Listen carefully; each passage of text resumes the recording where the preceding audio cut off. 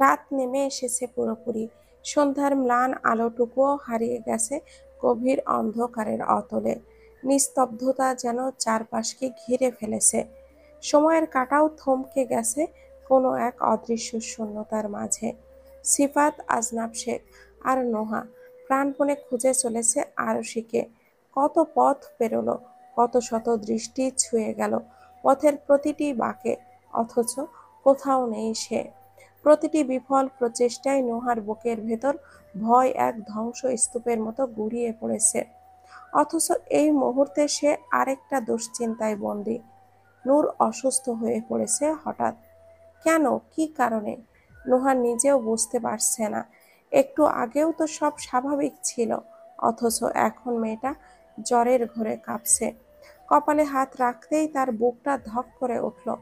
এই এতদিন পর মেয়েকে এত কাছ থেকে ছুঁয়ে দেখছে সে। এক অদ্ভুত অনুভূতি সমস্ত শরীরে ছড়িয়ে পড়ছে, যেন এক অপূর্ণতা মুছে গিয়ে নতুন করে পূর্ণতা এনে দিয়েছে তার জীবনে। ড্রয়িং রুমের মৃদু আলোয় সোফায় শুয়ে আছে নূর, মাথাটা নূরের নোহার কোলে। মায়ের উষ্ণ স্পর্শে হয়তো কিছুটা প্রশান্তি পেয়েছে সে। নোহা বারবার জলপট্টি বদলাচ্ছে, আঙ্গুলের স্পর্শে মেয়ের কপালের উত্তাপ অনুভব করছে। পাশে বসে আছেন আজনাব শেখ ও মরিয়ম বেগম, মুখে গভীর দুশ্চিন্তার ছাপ। সিফাত কখনো ফোন করে নিয়ে কথা বলছে, কখনো অস্থিরভাবে ঘরের ভেতর পায়চারি করছে। সবার ভেতর অদৃশ্য এক স্রোত বইছে, এক দূরবোধ্য অস্থিরতায় মোড়া রাত নেমে এসেছে তাদের জীবনেও। নোহা ধীরে ধীরে নূরের মাথায় হাত বুলিয়ে দিচ্ছে, গভীর মমতায় তাকিয়ে আছে তার দিকে। মেয়েটা নরম কপালে হাত রেখে সে নিজের সমস্ত কষ্ট ভুলে থাকার ব্যর্থ চেষ্টা করছে, কিন্তু বুকের ভেতর জমে থাকা দীর্ঘশ্বাসগুলো আর চেপে রাখা সম্ভব হলো না। আচ্ছা নানু, আমার সাথেই কেন বারবার এমন হয় বলতে পারো? ভাগ্যের ওপর রাগ অভিমান করার শক্তিও আমার নেই। ছোটবেলা থেকেই ওর আমার কাছে থাকার কথা ছিল, অথচ ভাগ্য ওকে আমার থেকে দূরে সরিয়ে দিল। এতদিন পর আজ যখন ও আমাকে পেয়েছে, আমি ওকে পেয়েছি, তখন তো আমার খুশি হওয়ার কথা। কিন্তু দেখো, আমার জন্য খুশি হওয়াটাই যেন নিষিদ্ধ। এক মেয়েকে ফিরে পেলাম, অথচ আরেকজনকে হারিয়ে। এবার যদি আমি আরুষিকে না পাই, আমি কিন্তু। কথাগুলো বলতে বলতেই নোহার কণ্ঠ ভারী হয়ে এলো, গলা আটকে গেল। চোখের কোণে জমে থাকা অশ্রুগুলো একে একে গড়িয়ে পড়তে লাগলো, যেন দুঃখ আর অভিমান মিলে মিশে তৈরি করেছে এক অব্যক্ত যন্ত্রণা, যা ভাষার বেড়াজালে আটকে রাখা আর সম্ভব হলো না। মরিয়ম বেগম শান্ত স্বরে বলেন, আরুষিকে ঠিক খুঁজে পাবো মা। এভাবে কেঁদে নিজেকে কষ্ট দিস না তো, বরং এখন নূরকে কিছু খাওয়ানোর চেষ্টা কর। তুই যখন ওকে রেখে আরুষিকে খুঁজতে গিয়েছিলি, তখন আমি ওকে খাওয়াতে চেয়েছিলাম, কিন্তু মেয়েটা কিছুই মুখে তুলতে চায়নি। এখন তো অনেক রাত হয়ে গেছে, অসুস্থ শরীরে অন্তত কিছু খাওয়া দরকার। নোহা চোখের পানি মুছে নূরের দিকে তাকালো। মেয়েটার নিস্তেজ মুখে যেন এক অনির্বাচনীয় ক্লান্তি লেগে আছে। গভীর স্নেহময় কণ্ঠে বলল, নূর সোনা, ওঠো, মাম্মা তোমাকে খাবারের আনবে, তোমাকে খেতে হবে তো। নূরকে আস্তে করে বসিয়ে দিয়ে রান্নাঘরের দিকে এগিয়ে গেল। বুকের ভেতর জমে থাকা আশঙ্কায় মেঘ কাটছে না কিছুতেই। ঠিক তখনই হঠাৎ দরজায় কলিং বেল বেজে উঠল। মরিয়ম বেগম দ্রুত দরজার দিকে এগিয়ে গিয়ে খুলতেই চোখ পড়ল তিনজন আগন্তুকের দিকে, আহির, অনন্যা আর ঈশান। কিছুটা বিস্মিত হয়ে তিনি জিজ্ঞাসা করলেন, তোমরা কারা? এই সময় এখানে? কথা শেষ হওয়ার আগেই তার দৃষ্টি পড়ে গেল আহিরের কোলে থাকা ছোট্ট ঘুমন্ত শরীরটির দিকে। মুহূর্তেই তার কণ্ঠে শিহরণ জাগল, আরশি! কথা শেষ করেই তিনি দ্রুত হাত বাড়িয়ে মেয়েটাকে কোলে তুলে নিলেন। ছোট্ট শরীরটা, নিস্তেজ মুখটা শুকিয়ে গেছে ক্লান্তিতে। উদ্বিগ্ন চোখে আবারও জিজ্ঞাসা করলেন, তোমরা ওকে কোথায় পেলে? আর ওর এই অবস্থা কেন? আহির দীর্ঘশ্বাস ফেলে বলল, সব বলছি, কিন্তু তার আগে আমরা কি ভেতরে আসতে পারি? হ্যাঁ, অবশ্যই, এসো। মরিয়ম বেগম ওদেরকে ভেতরে নিয়ে এলেন। ঘরের দোরগোড়ায় দাঁড়িয়ে তিনি উচ্ছ্বাসিত কণ্ঠে চিৎকার করে উঠলেন, সিফাত, নোহা, তাড়াতাড়ি এইদিকে এসো, আরুষিকে পেয়ে গেছি। ঠিক তখনই আহিরের পা হঠাৎ থমকে গেল। পরিচিত একটা নাম তার কানে বাজতেই বুকের ভেতর ধক করে উঠল। সে স্থির দাঁড়িয়ে রইল, যেন সময়ও তার সঙ্গে থেমে গেছে। তার দৃষ্টি ধীরে ধীরে গিয়ে স্থির হলো সোফায় বসে থাকা নূরের দিকে। নূর! নূরের গভীর চোখ দুটো ক্লান্ত, তবুও আশ্চর্য এক প্রশান্তি ছড়িয়ে আছে মুখে। জ্বরের ঘোরে সে ঘুমে ঢুলছে, এখনো আহিরকে দেখেনি। আহির নূরের দিকে যাবে, তখনই নোহা রান্নাঘর থেকে একটা প্লেট হাতে খাবার নিয়ে এলো। অনন্যা ঈশান নূরকে দেখে আনন্দে উচ্ছ্বাসিত হয়ে তার পাশে বসেছে, যেন তারা প্রাণ ফিরে পেয়েছে। অথচ আহিরের সেই দিকে কোনো খেয়ালই নেই। অথচ আহিরের সেই দিকে কোনো খেয়াল নেই। সময় যেন থমকে গেছে তার জন্য। দৃষ্টি স্থির হয়ে আছে নোহার উপর। বুকের ভেতর যেন এক অদ্ভুত ঝড় বয়ে যাচ্ছে। এই মুখ 5 বছর পর আবার দেখবে, তাও আবার এইভাবে। তা তো কল্পনারই অতীত ছিল। অথচ আজ বাস্তবের মাটিতে দাঁড়িয়ে সে দেখছে নোহাকে। মুহূর্তের জন্য মনে হলো সে কি স্বপ্ন দেখছে, নাকি সত্যি এই মুহূর্তটা ঘটেছে। নোহার শরীরও থরথর করে কেঁপে উঠল। এত বছর পর হঠাৎ করে এইভাবে আহিরের সাথে দেখা হয়ে যাবে সে কখনো ভাবেনি। যেন অতীতের সমস্ত স্মৃতির সমস্ত অনুভূতি এক ঝটকায় ফিরে এলো তার কাছে। তার হাতে ধরা খাবারের থালাটি ধপ করে পড়ে গেল মাটিতে, ভেঙে টুকরো টুকরো হয়ে ছড়িয়ে পড়ল চারপাশে। তীক্ষ্ণ ভাঙা শব্দে আহিরের ঘোর কিছুটা কেটে গেল। ধীর পায়ে এগিয়ে এলো নোহার সামনে। নোহা নিঃশব্দে দাঁড়িয়ে যেন কোনো শক্ত মূর্তি। আহির ধীর হাত বাড়িয়ে আলতোভাবে ছুঁয়ে দিল নোহার গাল।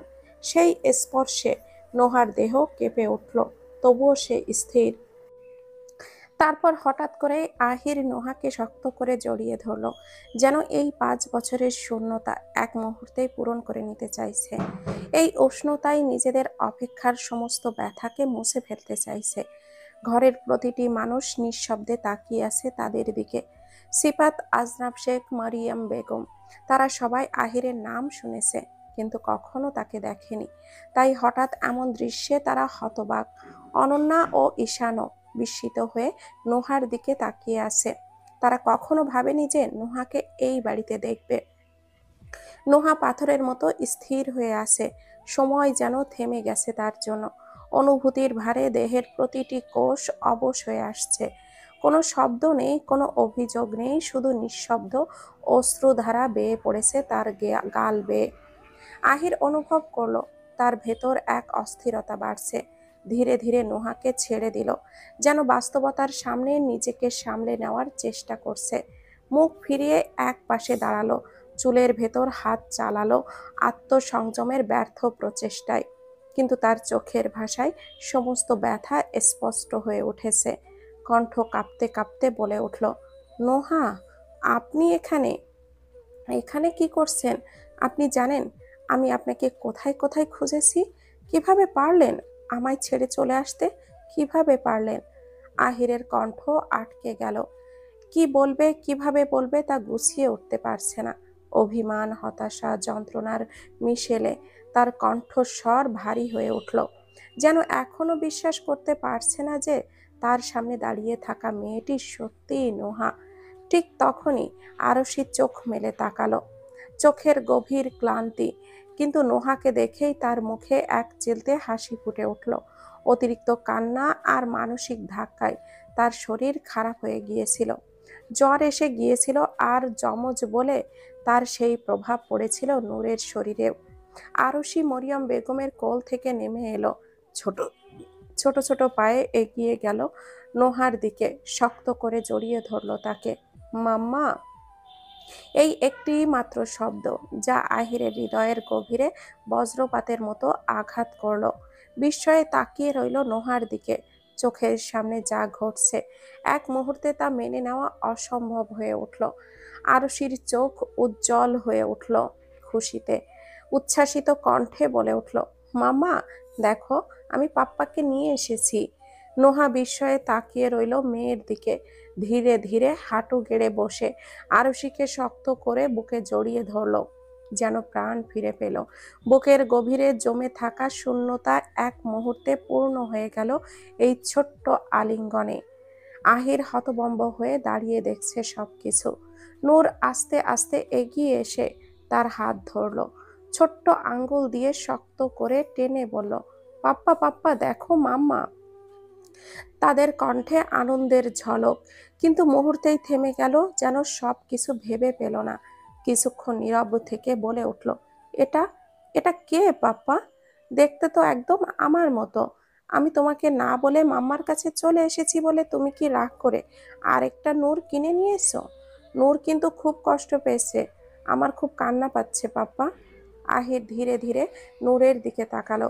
ছোট্ট শরীরটা জ্বরের ঘোরে কাঁপছে, চোখ মুখ ক্লান্তিতে অবশ হয়ে এসেছে।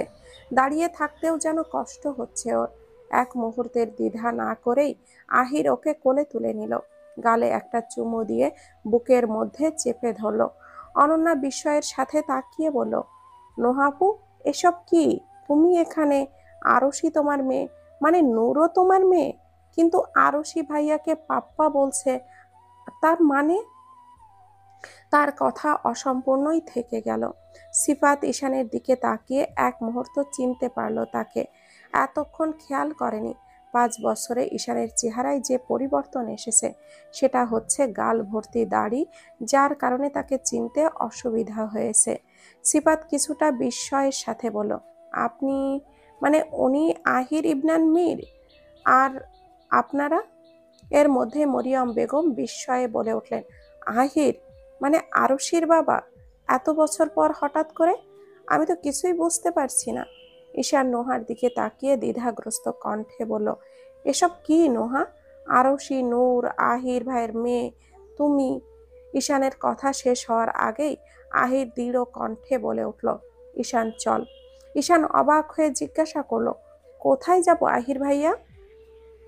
আহিরের চোখে দৃঢ়তা, কণ্ঠে কোনো দ্বিধা নেই। সে শক্ত করে নূরকে বুকে চেপে ধরে বলল, নূরকে পেয়েছি, আমরা এখনই ফিরে যাব।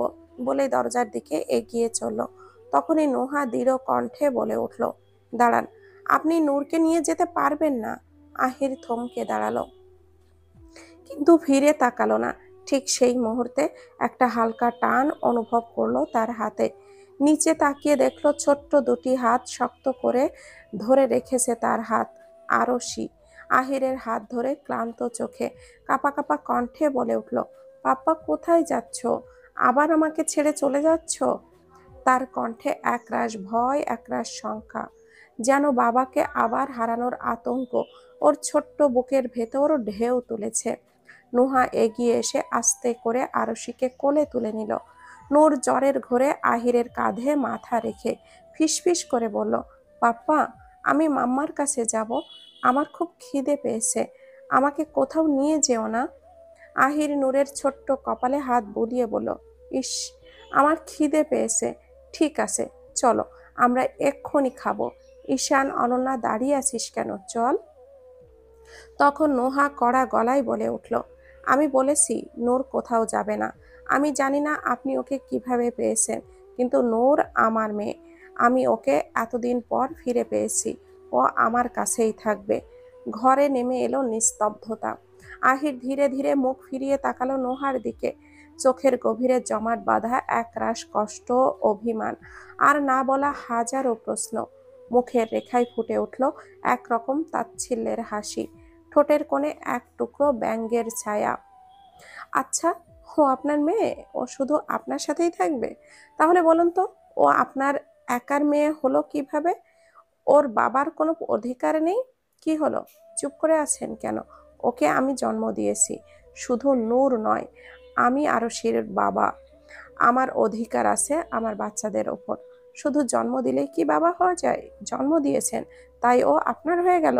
আমি ওকে 9 মাস নিজের গর্ভে ধারণ করেছি। আপনি কি জানতেন নূর আপনার মেয়ে? এটাও জানতেন না যে আপনার আরেকটি মেয়ে আছে? একবারও জানার চেষ্টা করেছেন? একবারও ফিরে তাকিয়েছেন? এখন হঠাৎ করে আপনি ওদের বাবা হয়ে গেলেন? নোহার চোখ দুটো জলে ঝাপসা হয়ে গেল, তবুও তীব্র কণ্ঠস্বর থামল না। নূর আমার কাছেই থাকবে, ওর মাম্মার কাছে থাকবে। আমি ওকে নিয়ে যেতে দেব না। ও আপনার সাথে যাবে না, আপনি চলে যান। আহির দীর্ঘশ্বাস নিল, যেন সমস্ত রাগ, অভিমান, কষ্ট বুকের ভেতরে চেপে ধরেছে।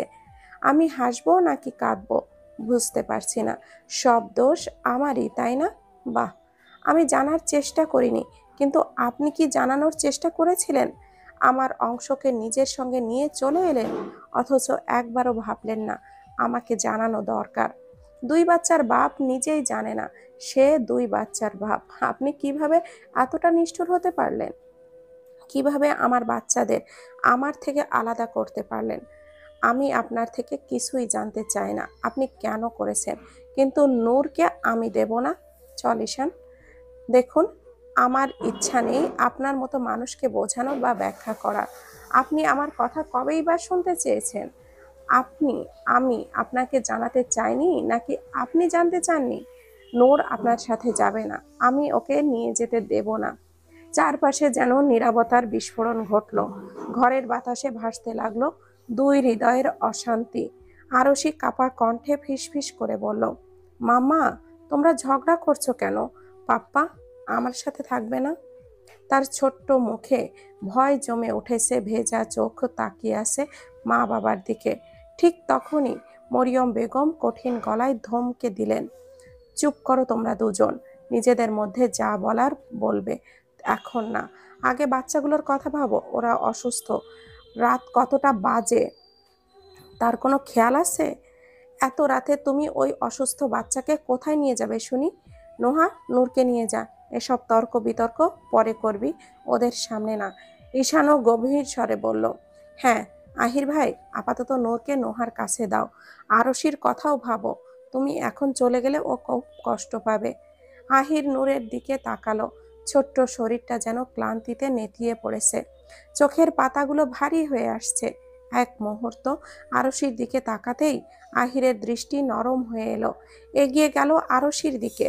আরশি কাঁপা কাঁপা কণ্ঠে বলল, তুমি যেও না পাপ্পা, তুমি জানো আমি তোমাকে কত খুঁজেছি, প্লিজ যেও না, আমি মাম্মাকে বকে দিব। আহির হাত বাড়াতেই আরশি আহিরের কোলে ঝাঁপিয়ে পড়ল। আহির এক হাতে নূর আর অন্য হাতে আরশিকে নিয়ে আলতো করে ঠোঁট ছোঁয়ালো আরশির কপালে, শক্ত করে জড়িয়ে ধরল। তারপর হাসি মুখে বলল, পাপ্পা তোমাকে ছেড়ে আর কোথাও যাবে না, গেলে তোমাকে সাথে নিয়ে যাবে। আমি দেখব কে বাধা দেয়। ঘরের বাতাসে নিস্তব্ধতা। খাটের মাঝখানে শুয়ে আছে দুটি ছোট্ট প্রাণ, নূর আর আরশি। এক পাশে নোহা, আরেক পাশে আহির। দুজনের মধ্যে কোনো কথা নেই, শুধু নীরবতা। নূর মাথা গুজে রেখেছে নোহার বুকে, যেন মায়ের উষ্ণতায় তার সমস্ত ক্লান্তি গলে গেছে। আরশি এখনো শক্ত করে ধরে রেখেছে তার বাবার হাত, যেন ঘুমের মধ্যেও ভয় পাচ্ছে বাবা আবার চলে যাবে কিনা। আহির খাটের পাশে আধ শোয়া হয়ে আছে, এক হাতে মেয়ের ছোট্ট হাত আঁকড়ে ধরে রেখেছে, অবাক দৃষ্টিতে আরশির দিকে তাকিয়ে আছে। ঠিক তখনই দরজায় হালকা নখ হলো। নোহা শান্ত গলায় বলল, আসুন। দরজার ফাঁক দিয়ে উকি দিল সিফাত, মুখে হাসির ঝিলিক। ভেতরে ঢুকেই বলল, আরশি ঘুমিয়ে পড়েছে, আমি আসলে আপনাদের ডাকতে এসেছিলাম, নানু খেতে ডাকছে। আহির চোখ নামিয়ে নিয়ে ঠান্ডা গলায় বলল, আমার খিদে নেই। নোহা কোনো উত্তর না দিয়ে নূরকে আলগা করে চুপচাপ উঠে দাঁড়ালো, সোজা দরজার দিকে পা বাড়ালো। সিফাতও তার পিছু নিল। আহির এক মুহূর্ত তাকিয়ে রইল নোহার চলে যাওয়ার দিকে, কিছু না বললেও তার দৃষ্টিতে একরকম শূন্যতা লুকিয়ে। কিছুক্ষণ পর নোহা ফিরে এলো, কিন্তু ঘরে ঢুকেই থমকে দাঁড়ালো, বিস্ময়ের ছাপ ফুটে উঠল চোখে। আহির ঘুমিয়ে পড়েছে। নোহা বলতে গিয়েও পারল না। আহিরকে আর জাগালো না সে। আস্তে করে গিয়ে নূরের পাশে শুয়ে পড়ল। হঠাৎ করেই যেন নোহার মনে হলো এক অদ্ভুত প্রশান্তি ছড়িয়ে পড়ল। তারা চারজন একসাথে এটাই যেন নোহাকে অবাক করে দিচ্ছিল। কোনোদিনও সে ভাবেনি এমন কিছু ঘটতে পারে। আরুষি তো কত খুশি বাবাকে পেয়ে। নোহা ভেবেছিল হয়তো কোনোদিন মেয়েকে বাবার ছোঁয়া দিতে পারবে না, কিন্তু আজকে সে সেই মধুর মুহূর্তটাই দেখছে। এক অনিন্দ শান্তি ভর করছে তার মন। তবে হঠাৎ নোহার মনে হলো এরপর কি হবে। চোখগুলো বিছানায় থাকা আহিরের দিকে গেল। এতদিন পর তাকে এতটা কাছে পাবে এটা কখনোই ভাবেনি। কিন্তু কি আশ্চর্য, দুইজন এত কাছে থেকেও কতটা দূরে। তার মনে পড়ল সেই দিনটির কথা, যেদিন সে জানলো যে সে প্রেগনেন্ট। প্রথম ফোনটা করেছিল আহিরকেই। ফোন রিসিভ হতেই, হ্যালো আহির, কিন্তু ওপাশ থেকে কোনো শব্দই এলো না। আর কলটা কেটে গেল। বারবার চেষ্টা করার পরও কেউ কল রিসিভ করলো না। নোহা ভাবলো হয়তো আহির এখনো রেগে আছে, তাই কথা বলতে চাইছে না। সে একটা মেসেজ লিখলো, আহির, আমি জানি আপনি হয়তোবা আমার উপরে রেগে আছেন, তবে আপনি জানেন আপনি বাবা হচ্ছেন। এখনো কি রাগ করে থাকবেন? আমি কিন্তু আমার সমস্ত রাগ ভুলে আপনাকে কল করেছি। আপনি আসবেন না আমাকে নিতে? আমি আপনার জন্য অপেক্ষা করছি। প্লিজ আসুন। রাতের অন্ধকারে চারিদিকে ঝড়ো হাওয়া বইছিল, সাথে বৃষ্টি শুরু হলো। নোহা তখনও ছাদে দাঁড়িয়ে নির্বাক দৃষ্টিতে বাড়ির গেটের দিকে তাকিয়ে। ঘড়ির কাঁটা তখন রাত প্রায় 10টা, কিন্তু আহির আসেনি। কিভাবে এটা সম্ভব? বাচ্চার খবর জেনেও আহির এলো না। নোহার ভেতর যেন এক অবর্ণনীয় শূন্যতা তৈরি হলো। এক অসহ্য যন্ত্রণা তার হৃদয়ে ছড়িয়ে পড়ল। নিজেকে প্রশ্ন করতে লাগলো, আহিরকে চিনতে কি ভুল হলো? তার কাছে এই অনুভূতিটি যেন অচেনা। পৃথিবীটা যেন লণ্ডভণ্ড হয়ে গেছে। প্রকৃতিও যেন নোহার মনের মধ্যে অশান্ত হয়ে উঠেছে। হওয়ার শব্দে সব কিছু হেঁটে হয়ে যাচ্ছে। হঠাৎ নোহার বুকের ভেতর তীব্র কষ্ট জমে উঠল। ফুপিয়ে কেঁদে উঠল। ছাদের মাটিতে বসে বারবার নিজেকে সামলানোর চেষ্টা করেও সে ব্যর্থ হলো। কান্নার প্রতিটি ফোঁটা যেন তার ভেতরের অন্ধকার সত্তাকে ফুটিয়ে তুলছিল। এই সময় একটা ছায়া তার কাছে এসে দাঁড়ালো। হঠাৎ করেই তার মাথায় ছাতা এগিয়ে ধরলো। নোহা চোখ তুলে তাকালো। সিপাত।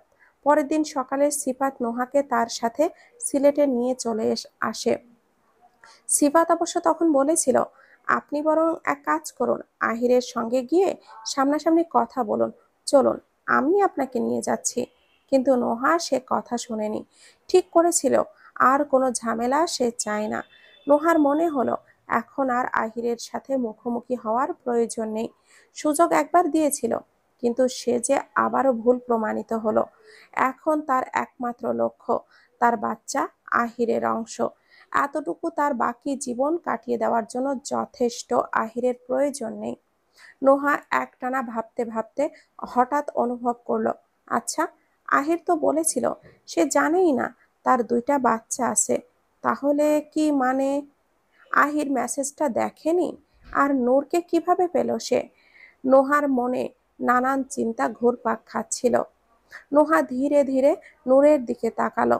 নূর তার এক হাতে নোহাকে শক্ত করে আঁকড়ে ধরে, অন্য হাতে মাথার নিচে দিয়ে একদম শান্ত ঘুমিয়ে আছে।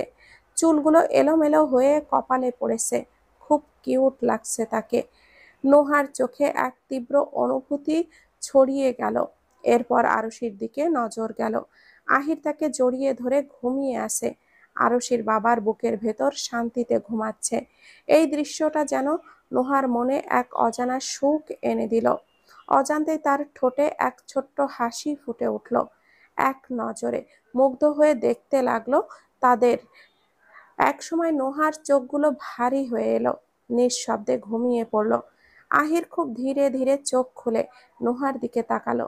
নোহার দিকে মৃদু দৃষ্টি মেলে আহির বলল, আরে, আর একটু হলে তো আমি ঘুমিয়ে যেতাম। ঘুমের অভিনয় না করলে নিশ্চিত আমাকে ঘর থেকে বের করে দিতেন। আমাদের এইভাবে দেখে আপনার ভালো লাগছিল না, তাই না? আহির একটু হেসে বলল, সেম ফিলিংস আমারও। এত ভালো লাগছে কি বলবো। আপনাকে ছাড়া কত কষ্টে আমার জীবনটা কেটেছে জানেন আপনি। এত অভিমান আপনার। কেন আমাকে বললেন না নোহা? আমি বাবা হচ্ছি, এটা আমার জন্য কতটা আনন্দের বিষয় ছিল। নূর আমাদের মেয়ে, তাই তো নূর পাশে থাকলে মনে হতো আপনি আছেন। এত বছর আপনি আরশির থেকে আমাকে দূরে সরিয়ে রেখেছেন, আর নূর, ও তো আল্লাহর ইচ্ছেতেই আমার বেঁচে থাকার মাধ্যম হয়ে সেই দিন এসেছিল। প্রকৃতি এক আশ্চর্য জাদুকরী শক্তি, যা কখনো নীরবে, কখনো মৃদু বাতাসের ছোঁয়ায়, কখনো বা দূর পাহাড়ের রহস্যময় নীরবতায় আমাদের সব ব্যথা ভুলিয়ে দিতে পারে। মানুষের হৃদয়ের গভীর ক্ষতও কখনো কখনো প্রকৃতির স্নিগ্ধ পরশে আরাম খুঁজে পায়। হারিয়ে যাওয়া প্রশান্তি ফিরে আসে একটুখানি। প্রকৃতি এমনই, কিছু সময়ের জন্য হলেও সে আমাদের ভারমুক্ত করে দেয়। প্রকৃতির শীতলতা, তার নিঃশব্দ সান্ত্বনা, কখনো বা প্রবাহমান বাতাসের আলতো ছোঁয়া, এগুলো হয়তো একমাত্র উত্তর। নুহাকে হারিয়ে যখন আহির ছন্নছাড়া, তখন ঈশান, ইরিনা আর অনন্যা ঠিক করেছিল আহিরকে, এর বিষাদময় পরিবেশকে আটকে রাখা যাবে না। তাই জোর করেই তারা তাকে নিয়ে এসেছে সিলেটে, সবুজে ঘেরা পাহাড়ি প্রাকৃতিক মাঝে, যেখানে শান্ত নদীর কলতান আর নির্মল বাতাস হয়তো তার ভারাক্রান্ত মনকে কিছুটা হলেও প্রশান্তি দেবে। নিঃসঙ্গতার ভারে নুজ আহির ধীরে ধীরে প্রকৃতির মাঝে নিজেকে একটু একটু করে হারিয়ে দিতে শিখেছে। সবুজ চা বাগান, পাহাড়ি রাস্তা আর মেঘের চাদরে মোড়ানো উপত্যকার সৌন্দর্য যেন তার ক্লান্ত হৃদয়ে এক টুকরো প্রশান্তি এনে দিচ্ছে। নদীর ধারে বসে থাকা, পাহাড়ের চূড়ায় দাঁড়িয়ে নিঃশব্দে দূর আকাশের দিকে তাকিয়ে থাকা, এইসবের মাঝে যেন আহিরও ভুলে থাকতে চায় নিজের ভেতরের যন্ত্রণাগুলো।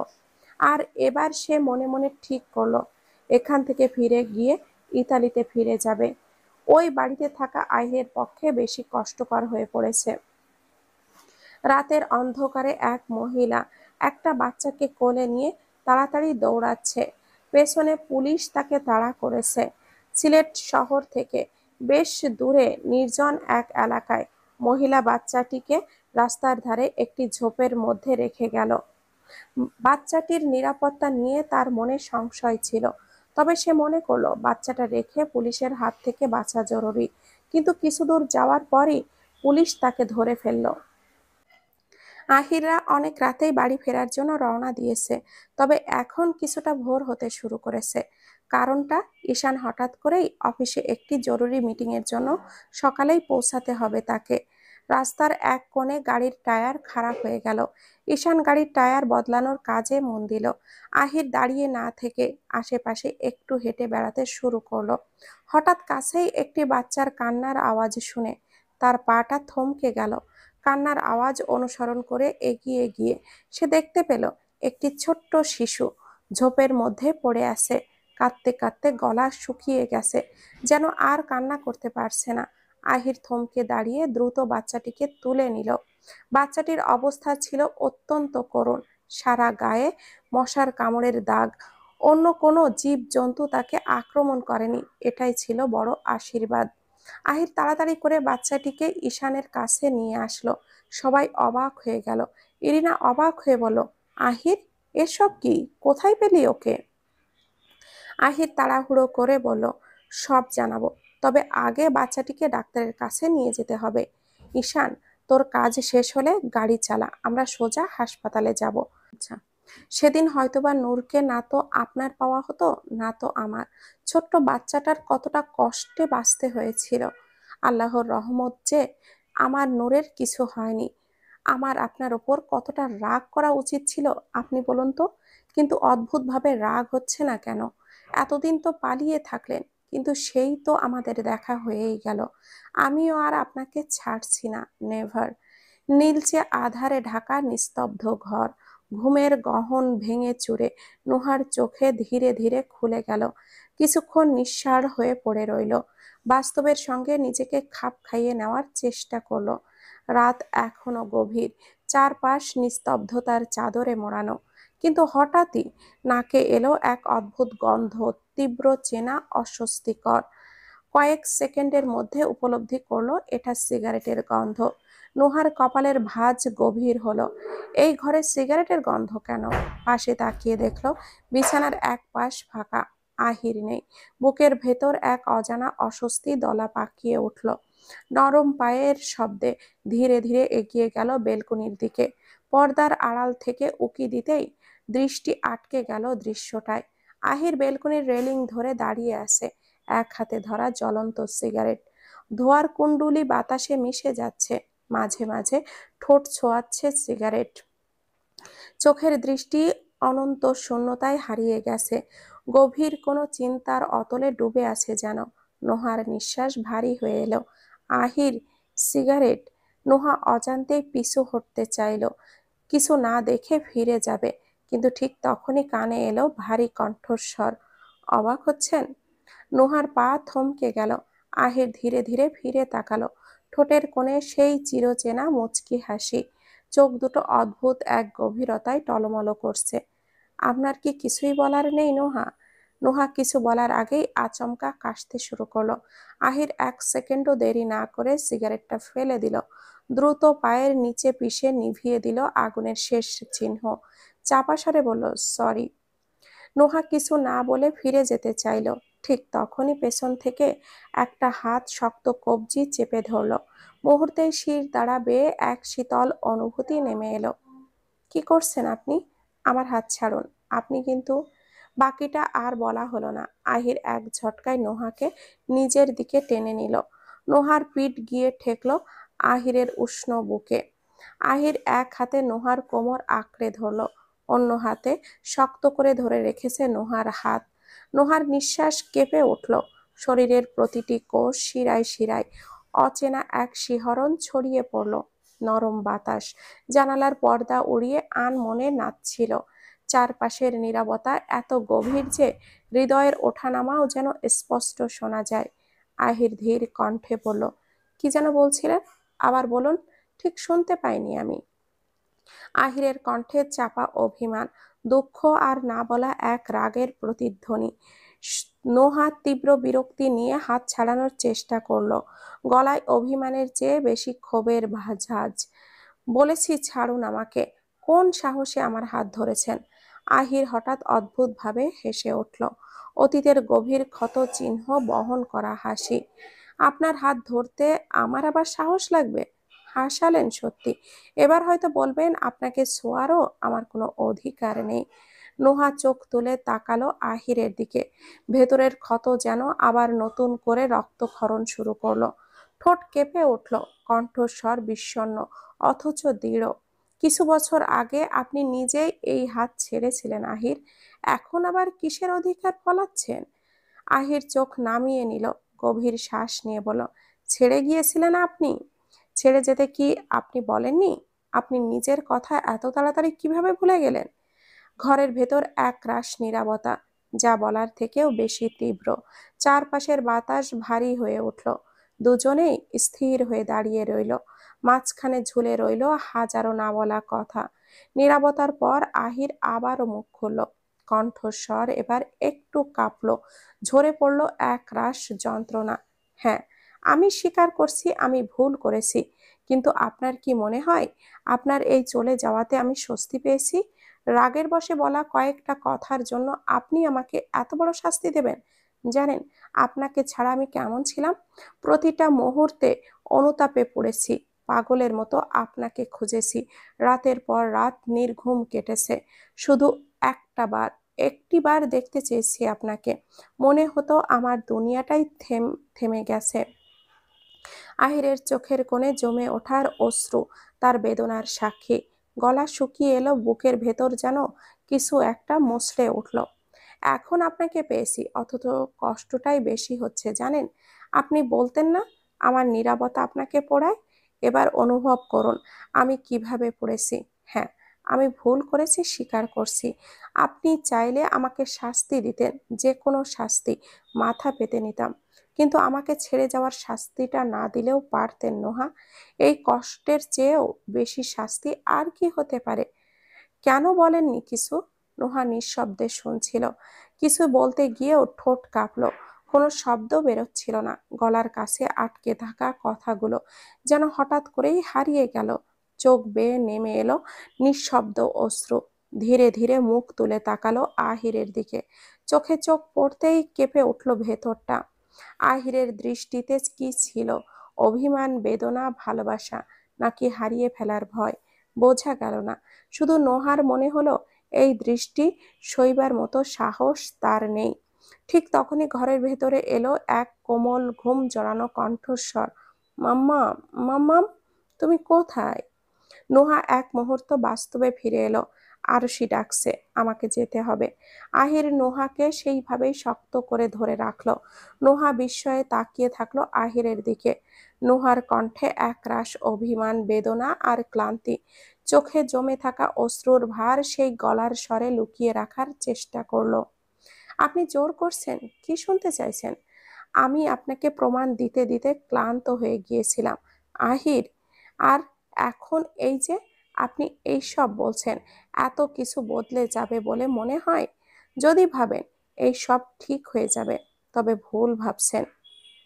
আরশির কথা ভেবে যদি ভাবেন আমি ফিরে যাব, সেটাও ভুল। এত সহজে সব কিছু কিভাবে ভুলে যাব? নোহার কণ্ঠস্বর তীক্ষ্ণ হয়ে উঠল। আমি আপনাকে ঘৃণা করি, বুঝতে পেরেছেন? আমাদের মধ্যে আর কিছুই অবশিষ্ট নেই। যা ছিল তা আপনি নিজেই কিছু বছর আগে শেষ করে দিয়েছেন। আমি আমার জীবনকে নতুন করে শুরু করেছি, অনেকটা এগিয়ে গিয়েছি। আমার এই জীবনে আপনার কোনো প্রয়োজন নেই। আমার কাছে এখন আর এই সব কিছুর কোনো মূল্য রাখে না। আর আপনি আপনি বলতে চাইছেন আমাদের সম্পর্কটা আপনার কাছে আর কোনো মূল্য রাখে না, তাই না? আমাদের ভালোবাসা, অবশ্য আপনি তো কখনো আমার ভালোবাসার গভীরতা উপলব্ধি করতেই পারেননি, কিন্তু ঘৃণা করেন, তাই তো? বলুন, কতটা ঘৃণা করেন? আমি যতটা ভালোবেসেছিলাম তার চেয়েও বেশি ঘৃণা করতে পারবেন? আহিরের কণ্ঠে চাপা যন্ত্রণা, অথচ দৃষ্টি কঠিন। এক মুহূর্ত নোহার দিকে তাকিয়ে বলল, আপনি কি বলতে চাইছেন? আপনি আমাকে ভুলে গেছেন? আমাকে আর ভালোবাসেন না নাকি? আহিরের কথা শেষ হওয়ার আগেই ছোট্ট একটি কণ্ঠস্বর ঘরের নিস্তব্ধতা ভেঙে দিল। মাম্মা, তুমি কি এখানে? আহিরের সঙ্গে সঙ্গে নোহাকে ছেড়ে দিল। আরশি দৌড়ে এসে মায়ের পাশে দাঁড়ালো, বড় বড় চোখে বাবার দিকে তাকালো। পাপ্পা, কি হয়েছে মাম্মা? নোহা দ্রুত চোখের পানি মুছে নিল, কণ্ঠস্বর স্বাভাবিক রাখার চেষ্টা করলো। কিছু না মা, তুমি উঠে এলে যে, চলো ঘুমাবে। আরশি একটু অভিমান নিয়েই বলল, তোমাকে না পেয়ে ভয় পেয়েছিলাম। পাপ্পা, তুমি ঘুমাবে না? চলো। আহির একবার নোহার দিকে তাকালো, সেই চেনা দৃষ্টি যেখানে অভিমান, কষ্ট আর একরাশ না বলা কথা জমে আছে। তারপর ধীরে ধীরে আরশিকে কোলে তুলে নিল। চলো মাম্মা। আর আপনি ভুল ধারণা থেকে বেরিয়ে আসুন নোহা। ভুলে গেছেন আমাকে, এগিয়ে গেছেন নিজের জীবনে, ভালো আছেন আমাকে ছাড়া। আমি আপনার ভালো থাকাটা নষ্ট করব না। আমি কি একবারও বলেছি আপনাকে চাই, কিংবা সম্পর্কটা ঠিক করতে চাই? তবে হ্যাঁ, যা চাই তা হলো আমার মেয়েরা। আমার মেয়েরা আমার কাছে থাকবে। তার জন্য আমাকে যা যা করতে হয় আমি তাই তাই করব।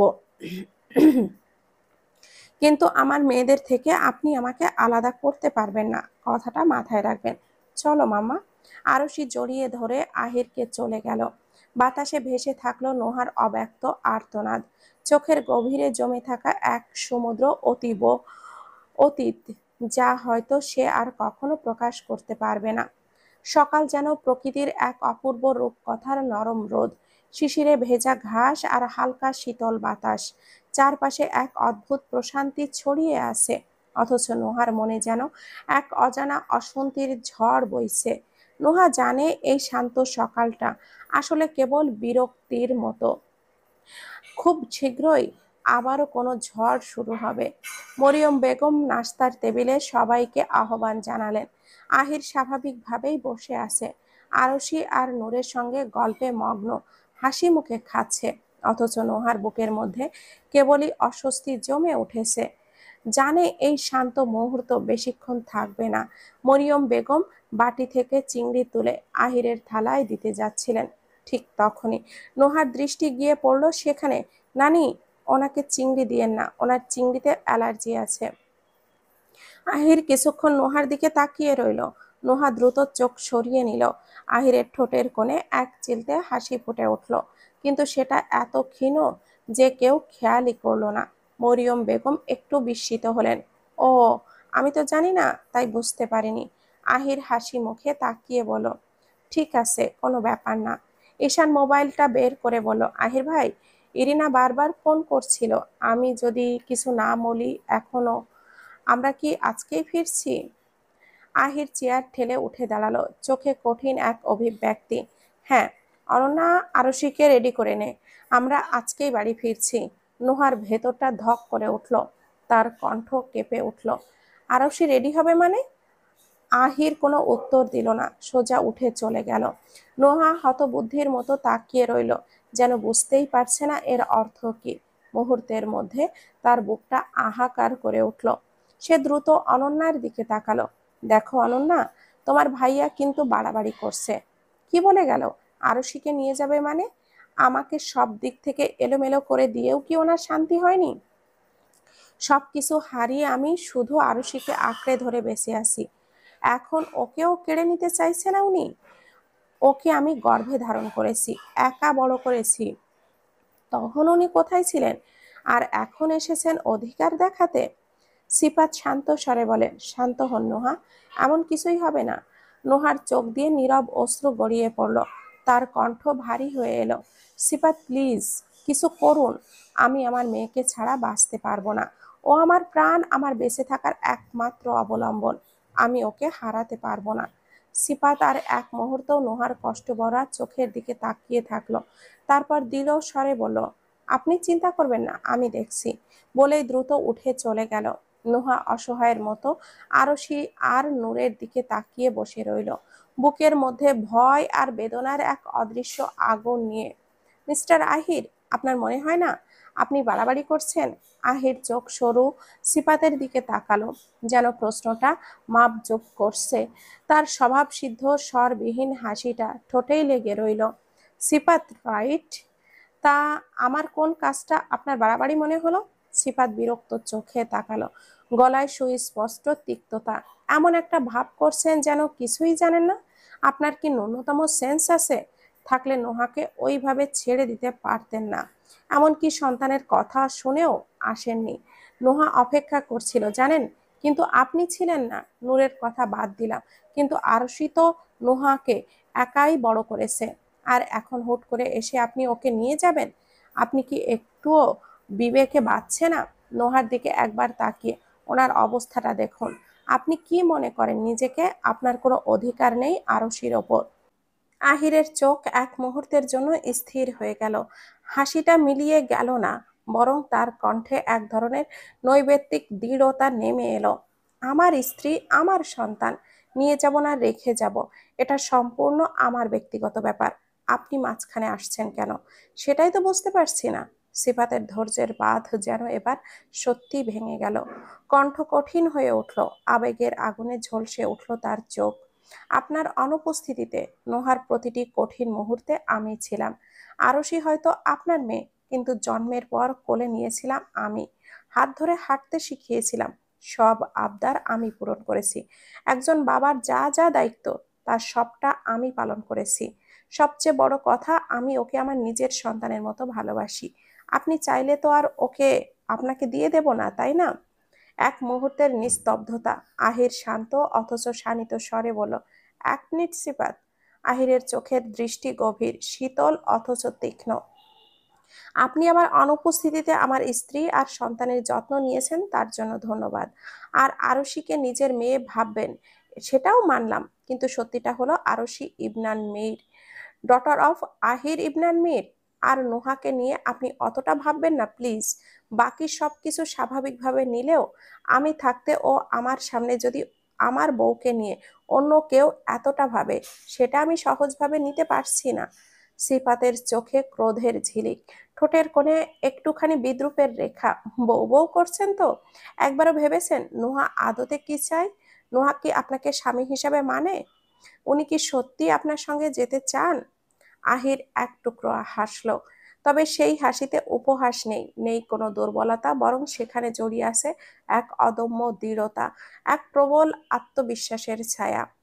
আমি আপনার মতো সবার চিন্তা একা করার দায়িত্ব নিয়ে বসে নেই সিফাত। আমি ততটা উদার নই যে এত সহজে হৃদয়ের সবচেয়ে প্রিয় মানুষটিকে ছেড়ে দেব। 5টি বছর ধরে যাকে উন্মাদের মতো খুঁজে ফিরেছি, যার অনুপস্থিতি প্রতিটি মুহূর্তে আমাকে নিঃশেষ করে দিয়েছে, যার প্রতি আমার ভালোবাসা নিজের অস্তিত্বের চেয়েও গভীর, তাকে কি আবারও ছেড়ে দেওয়ার ভুল করব? নোহা যদি নাও চায় তবু আমার সাথেই থাকবে। তবে আমি নিশ্চিত করে বলতে পারি নোহা আমাকে চায়, এখন না চাইলেও পরে চাইবে। ওনাকে চাইতেই হবে। পেছন থেকে ঈশানের কণ্ঠ ভেসে এলো, আহির ভাই, আমরা কখন বের হব? আমার অফিসে যাওয়া জরুরি। আহির এক ঝলক ঈশানের দিকে তাকালো, চোখের দৃষ্টি অনড় দৃঢ়তা, ঠোঁটের কোণে একটুখানি নিস্পৃহ অভিব্যক্তি নিয়ে ধীর কণ্ঠে বলে, একটা কাজ কর, অনন্যাকে নিয়ে ফিরে যা। আমি আরশি আর নূরের সাথে ওদের মামামকেও নিয়েও ফিরবো। আহির এক মুহূর্তের জন্য সিফাতের চোখের দিকে তাকালো। আহিরের দৃষ্টি শীতল অথচ বিদ্ধ করার মতো তীক্ষ্ণ। ধীর পায়ে ঘুরে দাঁড়িয়ে বাড়ির ভেতরের দিকে চলে গেল। বোঝাতে চাইলেও তার সিদ্ধান্তের ওপর আর কোনো প্রকার প্রভাব ফেলতে পারবে না। না সময়, না মানুষ, না ভাগ্য। আহির ঘরে ঢুকতেই নোহা এক ঝটকায় উঠে দাঁড়ালো। তার চোখে প্রশ্ন, কণ্ঠে চাপা বিস্ময়। সিফাতের সাথে কি নিয়ে কথা বলছিলেন? আহির ধীর স্থির ভঙ্গিতে শার্টের হাতা গুটিয়ে নেয়। ঠোঁটের কোণে এক চিলতে রহস্যময় হাসি খেলে যায়। আপনার তো দেখি জানার খুব আগ্রহ। শুধু সিফাত কেন, ঈশানের সাথেও তো কথা বলেছি, সেটাও জানতে চান? নোহার মুখের রেখায় বিরক্তির ছাপ পড়ে, গলা খানিকটা কঠিন হয়ে ওঠে। আমি সত্যি অবাক হচ্ছি আপনাকে দেখে আহির। আর নিচে আপনি কি বললেন? আপনি আরশিকে নিয়ে যাবেন? আপনি বললেই আমি ওকে নিয়ে যেতে দেব? আপনি কি ভেবেছেন? আহিরের নির্বিকার কণ্ঠে উত্তর, অনেক তো হলো, এবার স্ত্রী সন্তান নিয়ে শান্তিতে সংসার করব। নোহা একরকম তাচ্ছিলের হাসি ছুড়ে দেয়। সেই হাসির মাঝে উপহাস, অবজ্ঞা, যেন আহিরের কথাগুলো নিছক এক ব্যঙ্গাত্মক রসিকতা। কোন মুখে আপনি আমাকে নিজের স্ত্রী বলে দাবি করেন? আর এটাও কিভাবে ভাবলেন যে আমি আপনার সাথে শান্তিতে সংসার করার জন্য বসে আছি? আহির চুপ করে থাকলো কিছুক্ষণ, তারপর ধীর পদক্ষেপে এক পাশে গিয়ে থাকা আলমারিতে হেলান দিল। চোখে এক অদ্ভুত প্রশান্তি, ঠোঁটে এক অদৃশ্য অভিমানের রেখা। আমি স্ত্রী বলেছি বলে আপনাকে নিয়েই সংসার করব সেটা তো বলিনি। আপনি চান না বলে আমি কি আমাদের মেয়েদের মাকে লাগবে না? তাদের মায়ের ব্যবস্থা তো করতেই হবে। অবশ্য যদি আপনি রাজি থাকেন তবে অশান্তির সংসারও চলতে পারে। নোহার চোখে ক্ষোভের আগুন জ্বলে উঠল। নীলাভ দৃষ্টি যেন বিদ্ধ করে আহিরকে। নোহা আহিরের দিকে একটু এগিয়ে গিয়ে দৃঢ় কণ্ঠে বলল, আপনার কি মনে হয় আমি আপনার সাথে মজা করছি? আহির গভীর দৃষ্টি নোহার চোখে প্রথিত করল, কণ্ঠস্বর স্থির অথচ তাতে লুকিয়ে থাকা বিষাদের সুর স্পষ্ট। আমাদের ডিভোর্স হয়েছে বলে তো মনে পড়ছে না। তাহলে আপনার তো আমার বেয়ান হয়ে যাওয়ার কথা নয়, তাই না, যে আমি আপনার সাথে মজা করব? আহির নোহার দিকে একটু ঝুঁকে আসলো। নোহার চোখের গভীর যে যেন কিছু খুঁজে বেড়ালো। আপনি বলছিলেন আপনি আমাকে ঘৃণা করেন, তাহলে চলে যাওয়ার আগে ডিভোর্স দিয়ে গেলেন না কেন? নিশির নামে সম্পত্তি লিখে দিতে পারলেন, অথচ ডিভোর্স পেপার পাঠানোর কথা একবারও ভাবলেন না? এই আপনার ঘৃণার করার নমুনা? নোহা নীরব, কিন্তু চোখ যেন ঝলসে ওঠা অগ্নিশেখা। আহির একটু থেমে আরো শান্ত গলায় বলল, আর একটা ব্যাপার খটকা লাগছে। ধরুন আপনি সত্যি আমাকে ঘৃণা করেন, আমার কোনো অস্তিত্ব আপনার জীবনে নেই, তারপরেও হয়তো এখনো আপনার মনে আমিই আছি, তাই না? যদি না থাকতাম তাহলে সিফাত তো এক পায়ে রাজি ছিল আমার মেয়ের বাবা হতে, কিন্তু তবুও আরুষিকে শেষ পর্যন্ত আমার পরিচয়ই দিয়েছেন। ব্যাপারটা কি একটু সন্দেহজনক নয়? যাই হোক, সিফাত এখনো রাজি আছে আমার মেয়েকে নিজের মেয়ে করতে। আমার বউকেও হয়তো। আহিরের বাক্য অসমাপ্ত থেকে গেল। নোহার যেন ধৈর্যের বাঁধ ভেঙে গেছে। কণ্ঠ কেঁপে ওঠে, চোখের জলকে শক্ত হাতে আটকে রেখে আহিরের দিকে তাকিয়ে দৃঢ় কণ্ঠে বলল, আপনি কিসব নোংরা কথা বলছেন? সিফাতের ব্যাপারে আপনার কোনো অধিকার নেই বাজে কথা বলার। আমি যখন খুব করে চেয়েছিলাম অন্তত আপনি আমার পাশে থাকুন, আমাকে বিশ্বাস করুন, তখন কোথায় ছিলেন আপনি? সিফাত প্রথম থেকেই আমাকে বিশ্বাস করেছে, আমার পাশে থেকেছে। আরশিকে নিজের সন্তানের মতো ভালোবেসেছে, আগলে রেখেছে। আর আপনি এখন? যদি আমি জানতাম তাহলে কি আমি ভালোবাসতাম না? আমি আগলে রাখতাম না নোহা? নোহার বাক্যগুলো গলার মধ্যে বাষ্প হয়ে আটকে গেল যেন। আহির নির্বিকার মুখে নোহার দিকে তাকিয়ে রইল, যেন এই দৃশ্যের জন্য সে প্রস্তুত ছিল। কিন্তু তার চোখে কি একটুখানিও বেদনা নেই? হয়তো আছে, হয়তো নেই, অথবা সে নিজেই জানে না। নোহার চোখে ক্রোধের আগুন, কণ্ঠে ঝলসে ওঠা ব্যথার প্রতিধ্বনি। আহির নোহার বাহু ধরে শক্ত করে ঝাঁকিয়ে বলল, কি হলো? কথা বলছেন না যে? সিফাত আমাদের জীবনে একজন বাইরের মানুষ। সে যদি আরশিকে ভালোবাসতে পারে, তবে আমি পারতাম না কেন আপনার মনে হলো? সিফাত আরশিকে ভালোবাসে বলে আপনার কাছে সে মহান, আর তার জন্য আপনার মনে কতটা সম্মান। আর যে মানুষটা আরশিকে জন্ম দিয়েছে, তার জন্য শুধুই ঘৃণা? নোহা হতবাক হয়ে কিছুক্ষণ আহিরের মুখের দিকে তাকিয়ে থাকলো। এক ঝটকায় আহিরের হাত সরিয়ে দিল। চোখ জ্বলে উঠছে দুঃখ আর রাগের সংমিশ্রণে। আপনি কি জানেন কেন আমি সিফাতের উপর ভরসা করি? কারণ উনি আমাকে প্রশ্ন করেননি, আমার কাছে প্রমাণ চাননি। সবচেয়ে কঠিন সময়ে বিনা বাক্যে আমার সাথে ছিলেন, আমার পাশে থেকেছেন, আমার বিশ্বাসে আঘাত দেননি। অথচ আপনি আপনি নিজেকে আমার ঘরের লোক বলেন। আপনার কি মনে হয় নেই সেদিন বলেছিলেন, আমার সামনে আর আসবে না নোহা, চলে যান আমার বাড়ি থেকে, আমাদের সম্পর্ক শেষ। আপনার সেই কথার পরেও কি আমি আপনার ঘরে থাকতাম বলুন? আমি বাধ্য হয়েছিলাম চলে যেতে। তখনও জানতাম না আমার মধ্যে আপনার অংশ বেড়ে উঠছে। যখন জানতে পারলাম, সবার আগে আপনাকেই জানাতে চেয়েছিলাম। কত আশা নিয়ে আপনাকে ফোন করেছিলাম, আপনি রিসিভ করলেন, আমার কণ্ঠ শুনলেন, তারপর আপনি কি করলেন? আমার মুখের উপরে কলটা কেটে দিলেন। তাও আমি মেসেজ করলাম, অপেক্ষা করলাম, তবু আপনি এলেন না। তারপরেও কি আমি আপনার কাছে ফিরে আসতাম আহির? নোহা ধাক্কা দিয়ে আহিরকে দূরে সরানোর চেষ্টা করলো, কণ্ঠ রুদ্ধ হয়ে আসলো। নোহা ধাক্কা দিয়ে আহিরকে সরানোর চেষ্টা করলো, কণ্ঠ রুদ্ধ হয়ে আসলো। আপনি কি ভাবেন আমি এতটাই সস্তা? আমার আত্মসম্মান নেই যে এত কিছুর পরেও বারবার আপনার কাছে ফিরে আসব, আর আপনি আবার আমাকে একইভাবে দূরে সরিয়ে দিবেন? শেষের কথাগুলো নোহার কণ্ঠ আটকে আসলো, ঠোঁট কাঁপছে, চোখের কোণে অশ্রু যেন বাঁধ মানতে চাইছে না। আহির দীর্ঘ সময় নোহার দিকে স্তব্ধ হয়ে তাকিয়ে থাকলো। হঠাৎ করেই তার সমস্ত দৃঢ়তা একত্রিত করে নোহাকে শক্ত করে জড়িয়ে ধরল। নোহা ছটফট করে উঠল, তবে আহির ছাড়ল না, বরং আরো নিবিড়ভাবে মিশিয়ে নিল নিজের সাথে, আরো শক্ত করে, আরো গভীরভাবে বুকের মধ্যে আটকে রাখলো। নোহার প্রতিবাদ, তার কাঁপানো শরীর কিছুতেই আহিরের দৃঢ়তা কমল না। এক দৃষ্টিতে শুধু নোহাকে জড়িয়ে ধরে রাখলো, যেন সেই সব বেদনাকে তার ভেতর ধারণ করতে চাইছে। নুহার শরীর কাঁপছিল, প্রতিটা অঙ্গ যেন প্রতিবাদে থরথর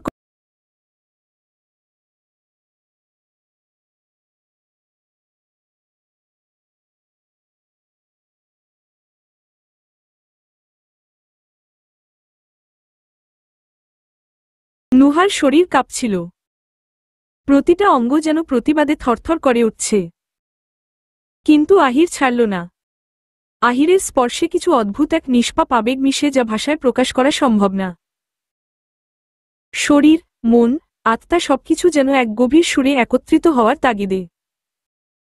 নুহা আর সহ্য করতে পারল না, কান্নায় ভেঙে পড়ল। কষ্ট, যন্ত্রণা, প্রতিটি অনুভূতি বের হয়ে এলো তার ঠোঁট ফুঁড়ে, প্রতিটা শব্দ এক একটা বেদনার দাগ। আপনি কেন এসেছেন? কেন আবার এলোমেলো করে দিতে এসেছেন আমার গোছানো জীবনটা? আমি নিজেকে সময়ের এক প্রাচীরে বন্দি করেছিলাম, শিখে নিয়েছিলাম নিজে নিজে বাঁচতে, আপনাকে ভুলে থাকতে। হ্যাঁ, আপনি আমার হৃদয়ের অলিন্দে আছেন, আমার নিঃশ্বাসে আছেন, প্রতিটা স্পন্দনে আপনি জড়িয়ে আছেন। কিন্তু এখন আর আমি ফিরতে চাই না, আহির। প্লিজ, চলে যান আমার জীবন থেকে। শান্তি দিন আমাকে, এইটুকু প্রার্থনা। আহির নড়ল না, নুহাকে আগের মতোই জড়িয়ে রাখল, অনেকদিনের শূন্যতাকে যেন পূর্ণ করার একটু প্রয়াস। নুহার চোখে অশ্রু আর কষ্ট নিঃশব্দে এক আঘাতের মতো আহিরের বুকের ভেতর পৌঁছাল। আহির এক মুহূর্তের জন্য থেমে গিয়ে বিক্ষিপ্ত আবেগগুলো মিশিয়ে বলে উঠল, সবকিছু কি এতটাই সহজ, নুহা? আমি চলে গেলেই কি সবকিছুর সমাধান হবে? নুহা চোখ মুছে ফেলে পুরো শরীরের শক্তি দিয়ে এক ধাক্কায় আহিরকে সরিয়ে দিল। তারপর এক নিঃশ্বাসে হৃদয়ের অগোছালো অনুভূতিগুলো বলতে লাগল, জানি না, তবে আমি আপনার কাছে ফিরতে চাই না। আমি আপনাকে ঘৃণা করি। বুঝেছেন? ঘৃণা করি। প্লিজ চলে যান। হাতজোড় করে বলছি, আমার জীবনে আর ফিরবেন না। কথাগুলো বলেই নুহা নিজেকে আর ধরে রাখতে পারল না। বুকের ভিতর অস্থিরতা ছড়িয়ে গেল। মুহূর্তেই দৌড়ে ঘর থেকে বেরিয়ে গেল। দাঁড়িয়ে থাকা আহির স্তব্ধ হয়ে তাকিয়ে রইল নুহার চলে যাওয়ার দিকে। নুহা দাঁড়িয়ে আছে দূরের পাহাড়ের দিকে মুখ করে। তার চোখ দুটি একদম অন্যমনস্ক। কোনো এক গভীর চিন্তায় ডুবে গেছে। মনে হয় সারা পৃথিবী তার ওপর নেমে এসেছে। একদিকে নিঃশ্বাস প্রশ্বাস আর অন্যদিকে অজস্র প্রশ্ন। যে প্রশ্নগুলো তাকে তাড়িয়ে বেড়াচ্ছে, যা ভেতরে ভেতরে এক বিশাল ঝড়ের মতো ঘুরপাক খাচ্ছে। কি করব আমি? সত্যিই কি সবকিছু এতটা সহজ? আজ যদি আহির চলে যায় তাহলে আরুষি, ওকে কিভাবে সামলাবো? আর আমি কিভাবে থাকব নূরকে ছাড়া? নূর কি তার মাম্মাকে খুঁজবে না? আমি কিভাবে পারবো ওকে ছেড়ে থাকতে? এত বছর পর তো ওকে ফিরে পেয়েছি। নুহার কাছে চারপাশটা যেন ঘুটঘুটে অন্ধকারে মোড়া মনে হল।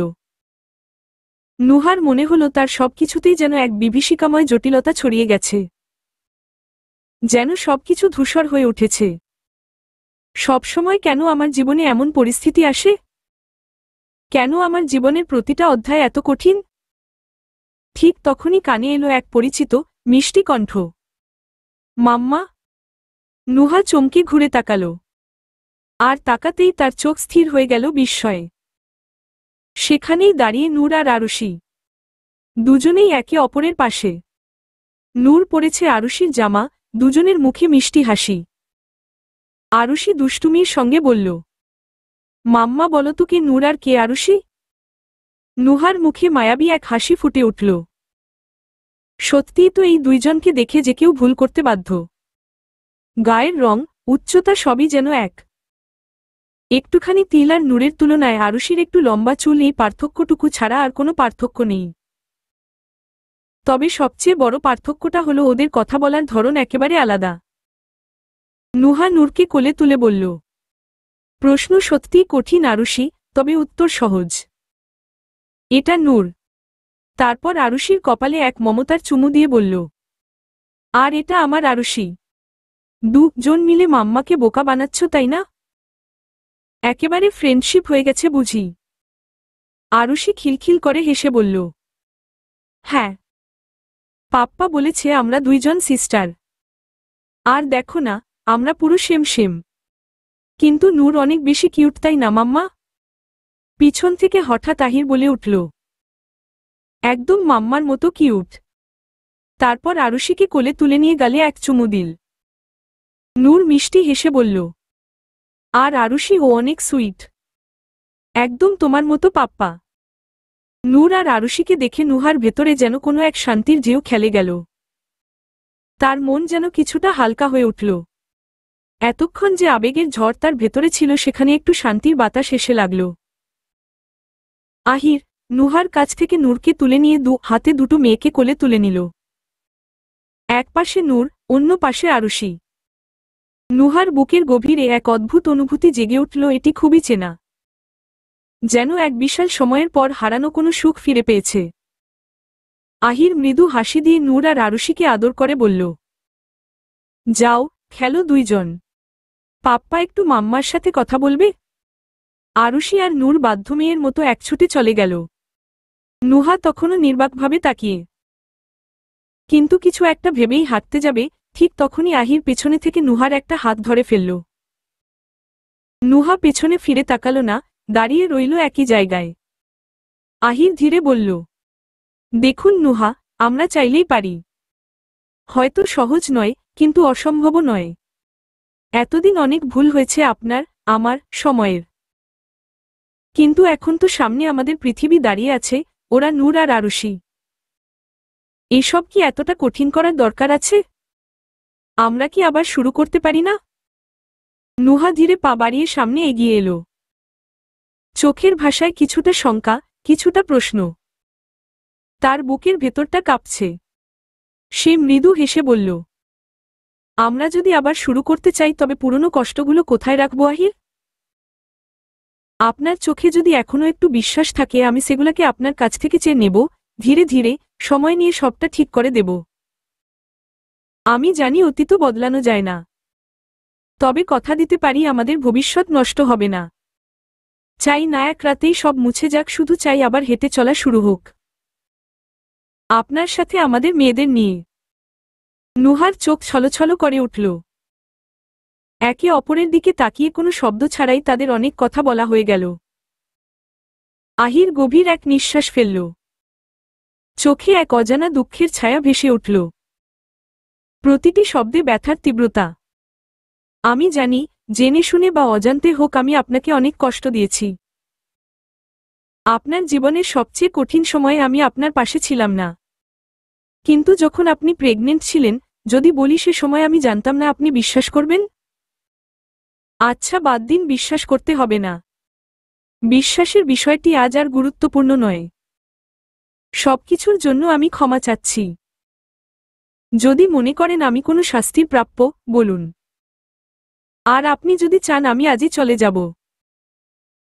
সত্যিই চলে যাব, নুহা। নুহা আহিরের দিকে তাকিয়েছিল কিন্তু কি বলা উচিত বুঝে উঠতে পারছিল না। হৃদয় এক অদৃশ্য ক্ষত, যা এতদিনে পুরোপুরি ভরপুর হয়ে উঠেছিল। আহিরের কথায় সেসব অনুভূতি আবার জেগে উঠছিল। নুহা কিছুই বলতে পারল না। আহির নুহার দিকে একবার তাকালো, চোখে এক অশ্রুসিক্ত সিদ্ধান্ত নিয়ে হনহন করে চলে গেল। নুহা তার চলে যাওয়ার দিকে তাকিয়ে রইল। মন অস্থির, কিছু না বলা বাক্য যেন আর বাকিই রয়ে গেল। নুহার চোখে এক অসীম নীরবতা। একদিকে তার একটা সিদ্ধান্ত, অন্যদিকে ওই মানুষটা যার প্রতি ভালোবাসা আর কষ্টের সম্পর্ক এখনও অমীমাংসিত।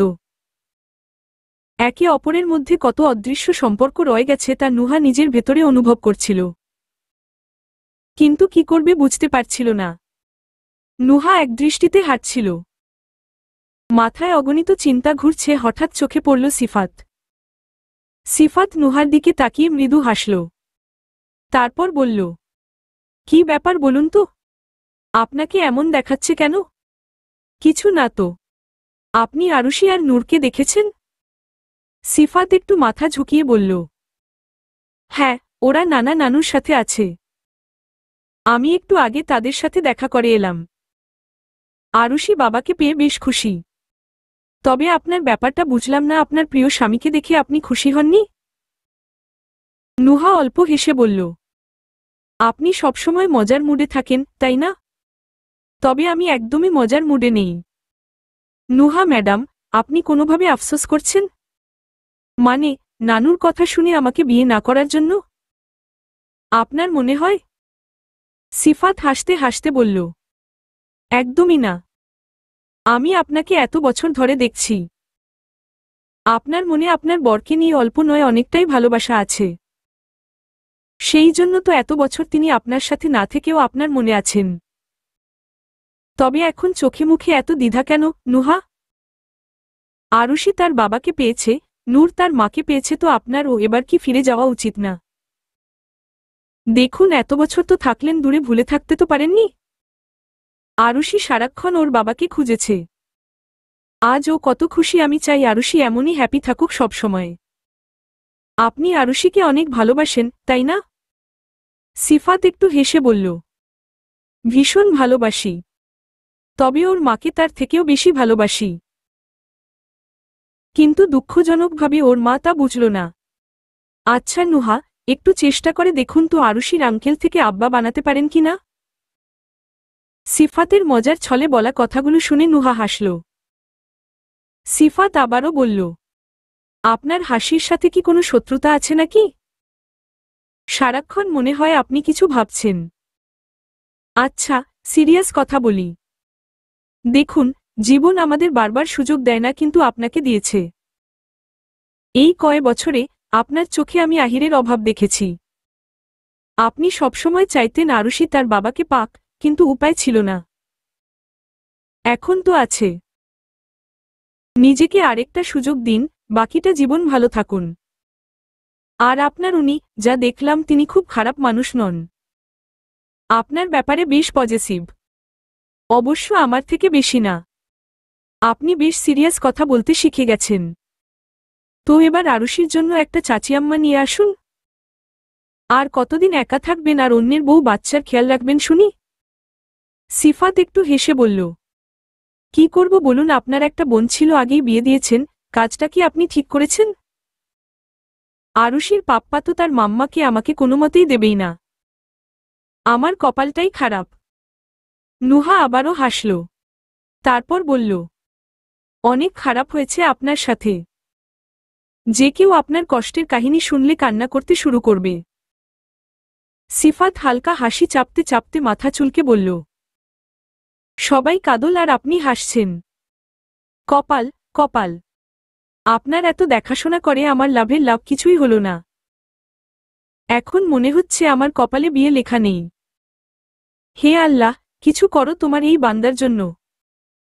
অবশ্য আপনার ওই ফুফি কি এখনো সিঙ্গেল আছেন? মানে এমনই জিজ্ঞেস করলাম। নুহা আর সিফাত একসাথে হেসে উঠল। দূর থেকে দাঁড়িয়ে আহির গভীর দৃষ্টিতে তাদের দিকেই তাকিয়েছিল। চোখে এক অদ্ভুত চিন্তা, যেন কিছু অনুভূতি তার মধ্যে দানা বাঁধছিল। ঘরে প্রবেশ করেই নুহার চোখে পড়ল আহিরের চোখ কাপড় দিয়ে বাঁধা। আরুষি আর নূর কানামাছির খেলায় মত্ত।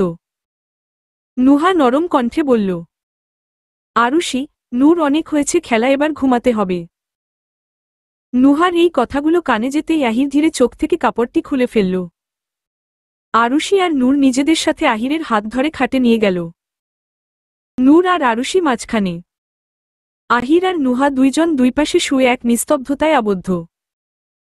ঘরটি যেন এক শান্তিময় স্নিগ্ধতায় ভরে উঠেছে। আরুষির বলল, পাপ্পা, একটা গল্প বলো না। মাম্মা তো রোজ বলে, আজ তুমি বলো। নূর মিষ্টি কণ্ঠে বলল, হ্যাঁ পাপ্পা, ওই রাজকুমারীর গল্পটা বলো না। আরুষি, ও শুনবে, বলো না। আরুষি অবাক হয়ে বলল, রাজকুমারী বলো না পাপ্পা, বলো না। আহির চুপচাপ এক মুহূর্ত স্থির হয়ে রইল। তারপর কোমল হাসি দিয়ে বলল, ঠিক আছে, দুইজনেই চোখ বন্ধ করো। এক সময়ের এক রাজ্য। সে রাজ্যের রাজপুত্র একদিন তার প্রিয় স্বপ্নরাজ্যকে অভিমানে বিদায় জানিয়ে হারিয়ে গিয়েছিল দূরের কোনো অজানায়। সেই সময় সে ব্যথা, সে বিসর্জনের গল্প কেউ জানত না। শুধু রাজপুত্রের অন্তরের অন্তঃস্থলে জমেছিল এক নিঃশব্দ যন্ত্রণা। বহুদিন পরে এক স্নিগ্ধ সকাল ছুঁয়ে রাজপুত্র ফিরে এল তার প্রিয় রাজ্যে। আর ঠিক সেই মুহূর্তে হেমন্তের হাওয়ায় ভেসে আসা একটা হাসির রেখায় সে প্রথমবার দেখল রাজকুমারীকে। রাজকুমারীর ঠোঁটে থাকা এক রহস্যময় হাসি আর চোখের গভীরে লুকানো এক নিঃশব্দ কাব্য, সব মিলিয়ে রাজপুত্রের হৃদয় যেন এক নিমেষে থমকে গেল। মনে হল সে হারিয়ে গেছে কোনো রূপকথার অলিখিত পাতায়, কোনো পরিঘেরা স্বপ্নরাজ্যে। কিন্তু রাজকুমারীর হৃদয় ছিল রাজপুত্রের নামে জমে থাকা অভিমান আর অভিযোগের পাহাড়। সময়ের কাঁটা যতই এগিয়ে গেছে, তাদের মাঝখানে বেড়েছে দূরত্ব, বেড়েছে ভুল বোঝাবুঝি। অনেক চেষ্টার পর অবশেষে রাজপুত্র রাজকুমারীর রাগ ভাঙাতে সক্ষম হয়। তারপর এক নতুন অধ্যায়ের সূচনা হয়, ভালোবাসার গভীর উপলব্ধির। রাজকুমারীর চোখে ছিল আবেগ, কণ্ঠে ছিল কষ্ট, কিন্তু মন ছিল গভীর ভালোবাসায় ভিজে থাকা এক পবিত্র নিবেদন। রাজপুত্র সেই ভালোবাসায় এতটাই ডুবে গিয়েছিল যে বুঝে ফেলেছিল এই ভালোবাসা এক জীবনে শেষ হবার নয়। তার অনুভব ছিল প্রবল, তার ভালোবাসা ছিল বিশাল এক নদীর মতো, যার গভীরতা ছিল অসীম। হঠাৎ করেই এক ঝড় উঠে আসে তাদের শান্ত জীবনে। জীবন আবারও তাদের আলাদা করে দেয়। সময় নির্লিপ্ততা দর্শকের মতো পাশে দাঁড়িয়ে থাকে, কোনো সাহায্য না করে। দুজন দুই মেরুতে চলে যায়, কিন্তু হৃদয়ের বাঁধন কখনো ছিন্ন হয় কি? রাজপুত্র প্রতিদিন প্রতি মুহূর্তে অপেক্ষা করে, হয়তো কোনো একদিন রাজকুমারী আবার ফিরে আসবে। আর একদিন সত্যিই দেখা হয় আবার। সেই পুরনো চেনা চোখ, সেই অচেনা অনুভব আবার ফিরে আসে। মুহূর্তেই রাজপুত্র আবার সেই পুরনো অনুভূতির মাঝে ডুবে যায়। কিন্তু রাজকুমারীর হৃদয় ছিল জমে থাকা দীর্ঘদিনের ক্ষত। রাজকুমারী ভাবে ভালোবাসা যেমন আসে, কষ্টও নিয়ে আসে। তাই রাজকুমারী হয়তো ভয় পেতে শুরু করেছে, যদি ভালোবাসার ছায়ায় সেই পুরনো ব্যথা আবার ফিরে আসে। রাজপুত্র বুঝতে পারে না কিভাবে আবার তার হৃদয় পৌঁছাবে সেই প্রিয় হৃদয়ের দুয়ারে। তার প্রত্যাশা আর রাজকুমারীর অভিমান দুটি দেয়ালের মতো দাঁড়িয়ে যায় তাদের মাঝখানে। কিন্তু রাজকুমারী কি বুঝতে পারে রাজপুত্র কতটা পড়ে তার অনুপস্থিতির অগ্নিতে? রাজকুমারী কি জানে সেই কষ্ট কতটা গলিয়ে দেয় রাজপুত্রের আত্মা? প্রতিটি নিঃশ্বাস যেন দহনময়, প্রতিটি দিন যেন একটি বিষণ্ণ দীর্ঘশ্বাস। হারানোর যন্ত্রণা রাজপুত্রের বুকে এমনভাবে পুড়ে যায় যেন হৃদয় ছেঁড়া এক অভিশপ্ত আগুন দিনরাত জ্বলছে। রাজকুমারী কি বোঝে তার অনুপস্থিতিতে রাজপুত্রের জীবন কতটা নিঃসঙ্গ আর নির্জন হয়ে পড়ে? সে কি দেখে রাজপুত্রের চোখে জমে থাকা ব্যথার ছায়া? সে কি টের পায় তার একটি ঘৃণাভরা দৃষ্টি রাজপুত্রকে ভিতর থেকে কতটা ভেঙে দেয়? সেই প্রতিটি অভিমানী চাহনি, প্রতিটি নীরবতা যেন ছুরি হয়ে খোঁচা দেয় রাজপুত্রের হৃদয়ের প্রতিটি কোণে। সে কি জানে সেই দৃষ্টিই রাজপুত্রের অন্তরকে কতখানি ক্ষতবিক্ষত করে? রাজকুমারী কি কোনোদিন জানবে তার অনুপস্থিতির দীর্ঘ ছায়ায় রাজকুমারের হৃদয় কিভাবে প্রতিটি মুহূর্তে দগ্ধ হয়েছে? অনুভব করবে কি সে? আহিরের কথা শেষ হওয়ার আগে নুহা উঠে চলে গেল। আলো আধারির খেলা তখনও ব্যালকনির মেঠো বাতাসে রয়ে গেছে। নুহা নিস্তব্ধ রাতের নিচে হারিয়ে যাচ্ছিল নিজের ভাবনার ভেতরে। চুলগুলো এলোমেলো, হাওয়ায় উড়ছিল ধীরে ধীরে। আহির ঘাড় ঘুরিয়ে তাকিয়ে দেখে খাটের উপর ঘুমে ডুবে আছে নূর আর আরুষি। নিঃশ্বাস ফেলার শব্দ ছাড়া আর কোনো শব্দ নেই ঘরে। আহির আস্তে পা ফেলে এগিয়ে আসে ব্যালকনির দিকে। দাঁড়িয়ে পড়ে ঠিক নুহার পেছনে। নুহা পিছন ফিরে তাকায় না, শুধু হালকা ঠোঁট নেড়ে বলে ওঠে, আপনার তো না ফিরে যাওয়ার কথা ছিল, এখনো গেলেন না যে? কণ্ঠে ঠান্ডা অভিমান, যেন কোনো অভিযোগ নয়, অনেক কথার ভিড়। আহির চুপ করে দাঁড়িয়ে থাকে কিছুক্ষণ। বাতাসে ওড়ানো নুহার চুলগুলো বারবার তার মুখে এসে লাগছে কিন্তু সে সরায় না। নুহা এবার একটু সরে গিয়ে দূরে তাকিয়ে বলল, সবকিছু তো শেষ হয়ে গিয়েছিল আহির। আপনি ফিরতে চান কেন? সবকিছু সত্যিই শেষ হয়েছিল, নাকি আমরা জেদ করে শেষ করে ফেলেছিলাম? নুহা হেসে ফেলে, একটা বিষাদমাখা হাসি, যেটা চোখে পুড়ে থাকে কাটার মতো। আপনি যখন চুপ করেছিলেন তখনও ভাবিনি আজ এভাবে প্রশ্ন করবেন। ওই সময় যদি একটা কথাও বলতেন আমি হয়তো থেকে যেতাম। আহির নিচু গলায় বলে, আপনার ভাষায় আমাকে ঠিক কি বলা যায় বলুন? যে কোনো সম্বোধন মেনে নেব। তবে আমার মনে হয় না এই বিচ্ছেদ আমার থেকে বেশি আপনাকে কষ্ট দিয়েছে। আপনার কাছে আরুষি ছিল আর আপনার খেয়াল রাখার জন্য সিফাত তো ছিলই আরুষির বাবা হয়ে। আপনি কি জানেন একটা বাচ্চা যখন ঘুমের ঘোরে বলে, আমার নিজের পাপ্পা কই, তখন সেই কথাটা কেমন লাগে একটা মায়ের কাছে? সিফাত চেষ্টা করেছে কিন্তু সে তো আপনার জায়গা নিতে পারেনি। বলতে পারেন আমি নিতে দেয়নি, এত কিছুর পরেও আরুষিকে আপনার পরিচয় দিয়েছি। আমাকে আরুষির কথা জানতে দিয়েছিলেন? বলেছিলাম তো, আপনি শুনেননি। এখন তো আমি ফিরে এসেছি নুহা। এবার শুধু কথা শোনার জন্য না, সারা জীবন পাশে থাকার জন্য। নুহা কিছু বলে না। চোখের কোণ ভিজে আসে। তারপরেও নিজেকে শক্ত রাখে। হঠাৎ নূরের একটুখানি কান্নার শব্দ ভেসে আসে ভেতর থেকে। নুহা চলে যেতে চায়। আহির নুহার ওড়নাটা টেনে ধরল। আমি ওর সাথে যাই, আজ থেকে আর কারো চোখের পানি মুছানোর দায়িত্ব ফেলে পালাতে চাইব না। বরং পানি যাতে না আসে সেই চেষ্টা করব না হয়।